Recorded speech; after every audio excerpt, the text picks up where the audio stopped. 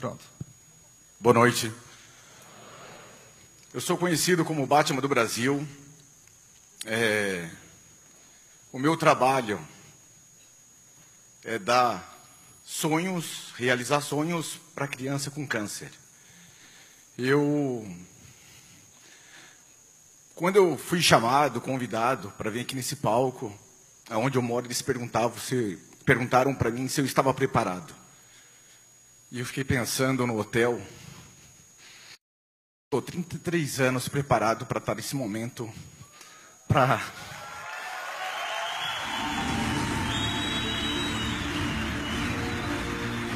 2.500 pessoas. A minha história é o seguinte: eu nasci com um problema de coordenação motora, demorei para falar, para andar. Aos 6 anos, minha casa acabou pegando fogo. Meus pais não estavam presentes nesse dia. Foram viajar. Estava eu com 6 anos de idade, a minha irmã com 5, a minha outra irmã com 1 ano, sendo cuidado por uma babá. A nossa casa era de madeira e ela não tinha um espaço para te andar ao redor de casa. Tu estava no lado de dentro, no lado de trás da casa, tinha que passar por dentro para vir para frente. Acabou dando um curto na TV, eu assistia muito desenho animado, eu era muito fã de Super-Homem. Super-Homem para mim era o super-herói mais forte, o melhor que tinha. E nesse momento, quando pegou fogo, eu estava assistindo TV, o quarto das minhas irmãs estava fechado e eu tentei abrir para salvar elas. A babá não conseguiu entrar em casa devido à fumaça. Quem já sofreu com incêndio, eu vi que teve um professor, que é dono de uma academia, é muito rápido. E para uma criança de 6 anos é assustador, porque tu é baixinho, aquela coisa imensa te consumindo. E eu como gostava muito do Super-Homem, eu dei porrada na porta, porque não conseguia abrir. E tentei quebrar a porta, e não conseguia. Então eu resolvi sair e pedir ajuda. Nesse momento, pessoas entraram e começaram a saquear a minha casa, roubar.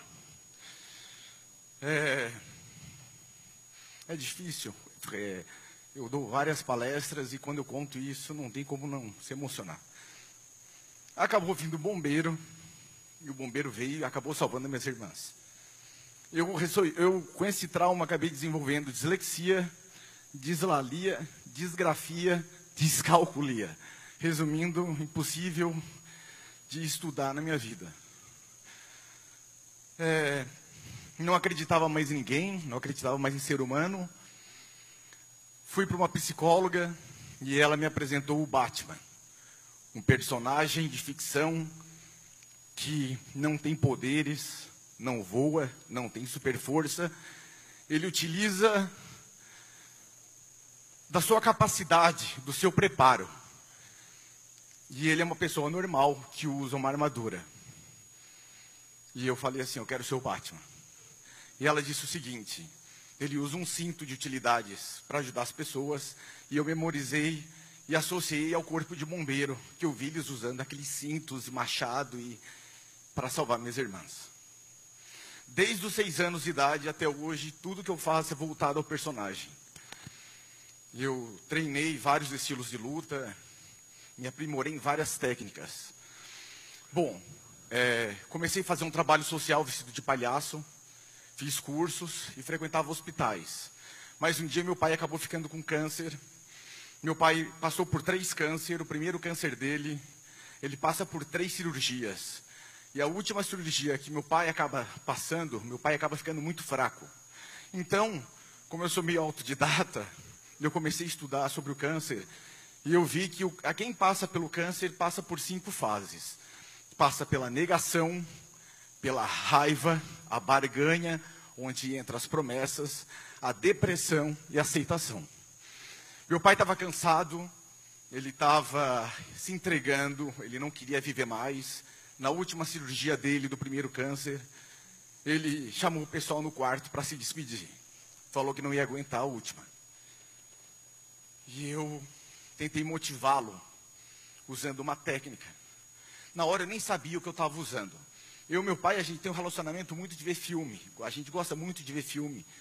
E um dia eu estava assistindo o filme do Gladiador.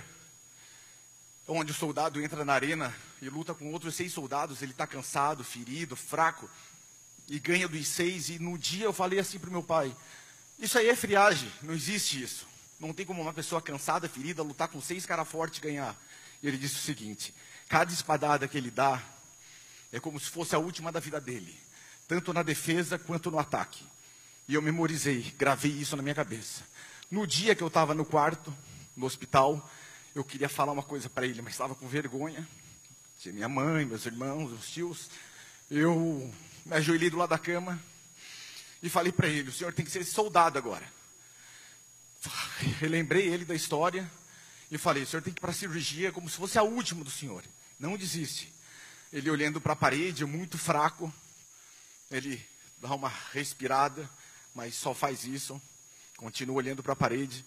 Eu pego a mão dele, coloco uma mão da barriga da minha esposa, que estava grávida de 5 meses, e digo o seguinte, meu pai é filho de pescador, eu disse o seguinte, eu quero que a minha filha veja o senhor pescar, porque eu adorava sentar na praia e ver meu pai tarrafiando.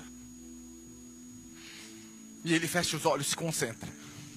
Passa alguns instantes, o médico entra na sala, fala, e aí Daniel, vamos ser operado?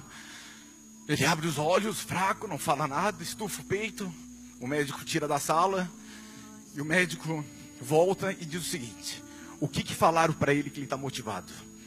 E nesse momento, eu percebi que o médico estava motivado. Então eu fiz uma promessa, que eu entraria nos hospitais de Batman, fazendo com que crianças que estão no estágio de depressão, vão para o estágio de aceitação. Mas não foi fácil. Muitos hospitais fecharam a porta na minha cara, porque eu sou muito parecido com o personagem, eu sou sério. Então, meu pai com o 2º câncer, na UTI, entre a vida e a morte. Minha mulher já tinha ganho a minha filha Isabela, com 17 dias. A minha filha se afoga.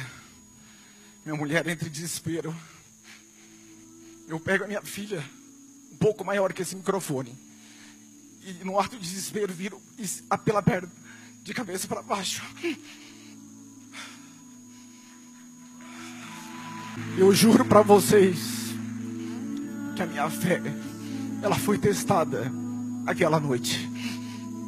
Eu pensei assim, eu não posso enterrar meu pai e minha filha no mesmo dia. Se o senhor quiser levar, leve um hoje, uma semana que vem.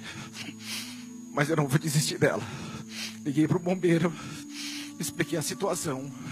O bombeiro no telefone disse o seguinte, coloca sua boca entre o nariz e a boca dela e tem que assoprar.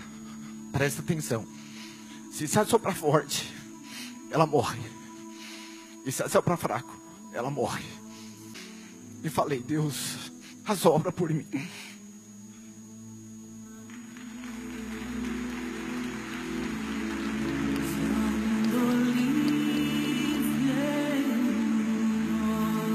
Aí ela começa a chorar e a gente leva ela para o hospital. Naquele dia, eu faço outra promessa. Custe o que custar, eu vou entrar no hospital escondido e vou ajudar essas crianças.